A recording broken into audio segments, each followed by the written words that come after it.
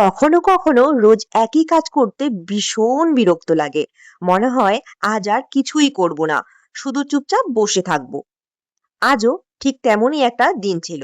কাজ করতে একদমই ইচ্ছে করছিল না।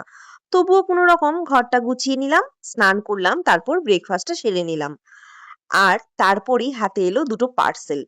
সত্যি বলতে ছোট একটা পার্সেলও যে মাঝে মাঝে মুডটা পুরো বদলে দিতে পারে, সত্যি বলতে হবে। কয়েক মিনিট আগেও যে কাজ করতে মন চাইছিল না, সেই আমি আবার নতুন এনার্জি নিয়ে কাজে লেগে পড়লাম। নতুন বাড়ি বলে ঘরের জন্য টুকিটাকি জিনিস কিনতে ইচ্ছে হয়। তাই এবার নিয়েছি দরজার জন্য একটা সুন্দর ওয়েলকাম সাইন, যা ঘরের এন্ট্রান্সকে আরো সুন্দর করে তুলবে। আর শুধু বাড়ির জন্য নয়, নিজের জন্যও একটা ছোট্ট উপহার নিয়েছি, একটা অ্যান্টি টার্নিশের জুয়েলারি সেট। কারণ মাঝে মাঝে নিজেকেও একটু ভালোবাসা দরকার। ঘর সুন্দর রাখা আর নিজেকে খুশি রাখা দুটোই সমান জরুরি। চলো তোমরাই দেখে নাও আজ কি কি এসেছে আর কেমন হয়েছে।